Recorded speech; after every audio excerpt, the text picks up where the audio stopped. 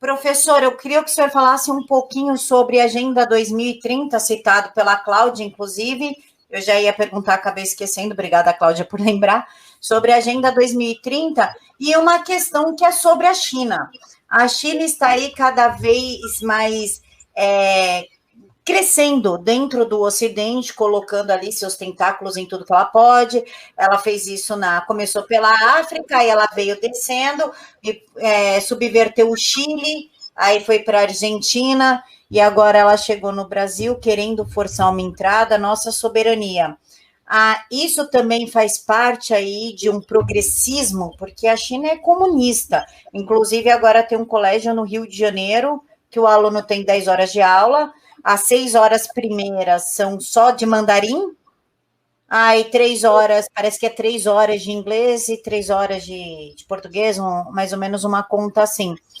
E isso faz parte, então, da nova ordem mundial, essa pandemia, a ascensão da China dentro do Ocidente, a quebra obrigatória dos Estados Unidos, uma quebra forçada dos Estados Unidos através do Black Lives Matter, elegendo, inclusive, o Joe Biden numa eleição tanto quanto questionável.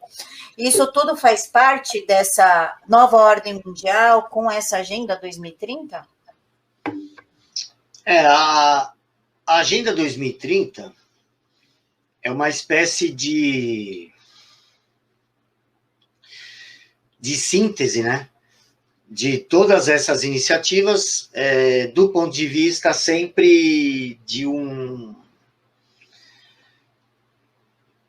daquela visão que a ONU, que esses organismos têm do mundo, né? Que cabe a eles nos salvar, entendeu? Eles têm essa ideia de que, olha, sem a ONU nenhum país vai conseguir sobreviver. E aí ela tem lá 17 Objetivos de Desenvolvimento Sustentável, que são uma derivação da antiga Agenda 21, daquele Desafios do Milênio. É algo que já veio sendo construído desde do início da década de 70, com o lançamento do relatório Limites do Crescimento, que foi lançado pelo Clube de Roma. Então, de lá para cá, aconteceu aquele Eco 92 aqui no Brasil, depois tiveram outros, aí teve esses protocolos, tal, que chegou, então, hoje, toda essa questão do ambientalismo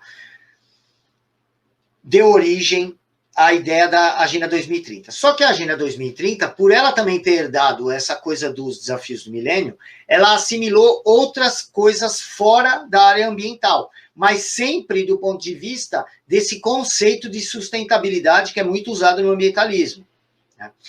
Porque esse conceito é o que era a essência do Limites do Crescimento, que é aquela ideia assim, precisamos cuidar do mundo, porque senão vai dar o colapso, ou de energia, ou de clima, ou de muitas pessoas, né, os malthusianos. Então é sempre a ideia do colapso, que tem a ver até com uma ideia gnóstica, isso que a gente pode conversar um outro dia, porque é meio complicado, porque a questão tem um aspecto espiritual aí por trás, tá? Que tem a ver com essa ideia de colapso, que tem gente, fazendo um resumo rápido, que acredita que tem que provocar o colapso por algumas questões religiosas que eles acreditam. A gente entra isso, é meio complicado. Mas, enfim. Então, a Agenda 2030 tem esses 17 ODS que, quando você lê, você não tem nada contra eles. Eles falam, queremos erradicar a pobreza, acabar com o trabalho escravo, é aquilo que todo mundo quer. Só que ele serve de pretexto para entrar as metas. Então, são 17 objetivos, né, de desenvolvimento social, os famosos ODS, e juntos eles têm 169 metas. E aqueles eufemismos todos, né? Quando eles eles não falam ideologia de gênero. O que eles falam? Defesa dos direitos igualitários, né? Ninguém é contra, né? Eu quero que mulher tenha os mesmos direitos que homem. Na minha opinião, pode até ter mais, né? Eu não me importo com isso. Desde que seja algo objetivo, entendeu? Objetivo. É mulher, nasceu mulher, então beleza.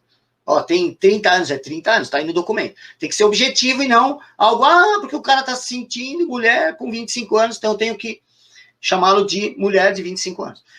Então, essas metas e esses objetivos têm esses eufemismos, né? Aquela coisa assim, olha, levar a educação para todos, né? Normalmente é todos e todas e todes e todes, né? Essa linguagem que já vem aparelhada e que parece uma maravilha. Você lê aquilo, até saltam flores assim, né? Do plano do cara. Mas você sabe que não é isso que vai acontecer, né? E essa Agenda 2030, na minha opinião, é uma data, porque eles querem que isso, em 2030, tudo aquilo esteja implantado. E boa parte daquilo lá já está implantado, né? Se veja aqui no Brasil, o governo federal, inicialmente, resistiu à ideia de colocar os itens da Agenda 2030 no plano plurianual, né? Rejeitou. Eu escrevi um texto até para o Brasil Sem Medo, dei os parabéns para o presidente. Porque não se trata de negar tudo que está lá. Se trata de falar, não é aprovação automática como estava antes. Nós vamos analisar caso a caso. Isso mantém a soberania. Mas não adiantou nada. Porque todas as instâncias dos ministérios, das autarquias, prefeitura, Câmara de Vereador, Câmara de Deputados, Senado, os judiciários, está tudo Agenda 2030. E agora, nem o governo federal rejeita mais. Graças a Deus, deu tempo dele tirar do plurianual, entendeu? Que pelo menos não é automático agora. Mas pode contar que isso vai voltar. A Agenda 2030 está sendo ensinada nas escolas de criança. Nunca parou, entendeu? As pessoas falam, mas nunca parou. Basta olhar aí. A maioria dos municípios coloca isso, tem até o loginho lá, até o loginho da Agenda 2030, aquele que você vê um monte de político europeu usando aquilo agora o tempo todo, é o símbolo deles. Então, essa ideia da Agenda 2030 uma espécie de síntese dessas mudanças, né? Só que usando eufemismos. Porque eles falam assim, não podemos ter ninguém com dívida. Mas aí você junta o que eles estão prometendo no Grande Reset. Você não vai ter dívida, mas você não vai ter propriedade. Né? E aí você sabe que o objetivo final é sempre entrar na propriedade. Porque a propriedade, isso que eu vou falar, tem que tomar cuidado para não entender como materialismo, mas a propriedade define personalidade. E eu não estou falando de propriedade de valor material, que o cara tem casa, cara, não. Estou falando da própria ferramenta, por exemplo. Se você voltar na humanidade, você vai ver que é natural o ser humano ter propriedade. Imagina lá o homem da caverna andando lá, aí ele achou uma pedra bonita, é dele aquela pedra. Não é de todos aquela pedra que ele achou. Né? Então, se você tira a propriedade, você é uma forma de escravidão. Eu estou falando só pelo aspecto psicológico, não estou falando pelo aspecto material. Porque você perde a sua relação com o mundo real. Você não tem mais nada seu. Você é igual um prisioneiro. Que você joga numa masmorra, você não tem nada seu. Até a roupa você troca. Então isso é um processo de desumanização. E é o que eu acho que é onde eles querem chegar. E o Grande Reset é uma espécie de carta na manga para aproveitar essa instrumentalização da pandemia, mesmo sem entrar na questão da culpabilidade do problema. Basta você olhar a instrumentalização e as iniciativas que foram aplicadas aproveitando esse momento, aproveitando o momento de pânico e aproveitando a desordem. Porque a desordem é causada para depois gerar uma nova ordem, né? Dentro do conceito lá do Yuri Bezmenov,